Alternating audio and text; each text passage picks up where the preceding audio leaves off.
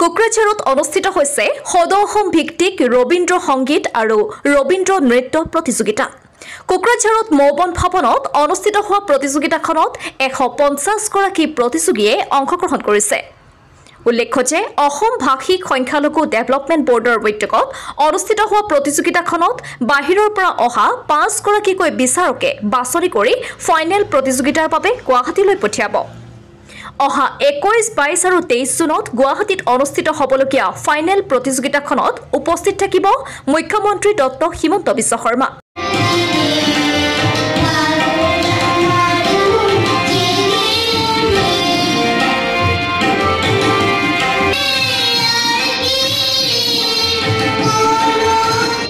আজি সাংবাদিক দাদাসকলক নমস্কাৰ জ্ঞাপন কৰিছোঁ।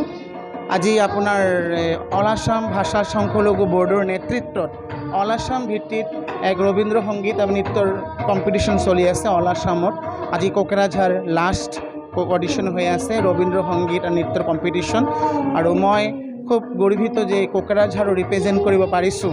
এই ৰবীন্দ্ৰ নৃত্য সংগীত আজি মৌবনত খুব আনুষ্ঠানিকভাৱে অডিশ্যন চলি আছে। আপোনালোকে দেখিছে বহুত পাৰ্টিচিপেণ্ট হৈছে, প্ৰায় 150 মান পাৰ্টিচিপেণ্ট ইয়াত আহিছে বহুত জেগাৰ পৰা।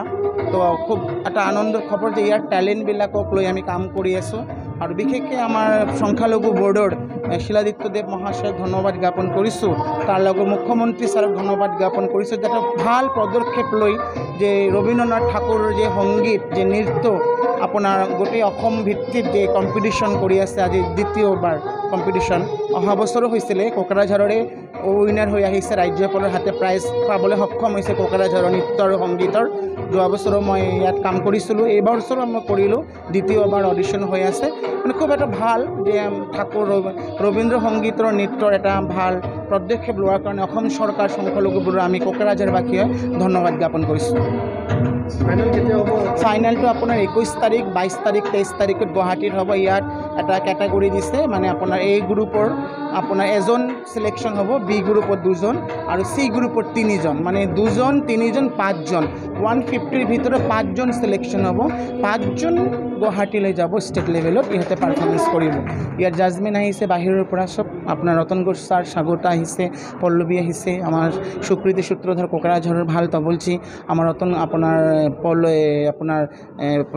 ৰতন ঘোষ ছাৰ বঙাইগাঁৱৰ পৰা জনজাত শিল্পীসকলে আহিছে, বিচাৰকসকলে আহি আজি ইয়াত বিচাৰ কৰি ইয়াত 5জন ভাল শিল্পীক লৈ অসম ভিত্তিত পঠাব বুলি আমি আশা ৰাখিছোঁ। মানে ভাল এটা খবৰ আমাৰ কাৰণে যে ৰবীন্দ্ৰ সংগীত নৃত্যৰ অসম ভিত্তিত এটা ধুনীয়া প্ৰতিযোগিতা আয়োজন কৰিছে অসম ভাষা লঘু সংখ্যা বৰ্ডে, যে দ্বিতীয়বাৰৰ কাৰণে। এইটো আমাৰ কাৰণে ভাল, অসমবাসীৰ কাৰণে ভাল। তাৰ কাৰণে আমি খুব কৃতজ্ঞতা জ্ঞাপন কৰিছোঁ মুখ্যমন্ত্ৰী মহোদয়ক। আৰু আমি জানিব পাৰিছোঁ যে আমাৰ 3 দিনৰ অনুষ্ঠান, লাষ্ট ডে প্ৰগ্ৰাম হ'ব আপোনাৰ কলাক্ষেত্ৰৰ মাজত আপোনাৰ গুৱাহাটী, তাতে মুখ্যমন্ত্ৰী নিজে প্ৰেজেণ্ট থাকিব। মুখ্যমন্ত্ৰী ছাৰৰ নিজৰ হাতে ল'ৰা ছোৱালীক প্ৰাইজ বিতৰণ কৰিব বুলি আমি জানিব পাৰিছোঁ সংখ্যালঘু বৰ্ডৰ কমিটিৰ ফালৰ পৰা।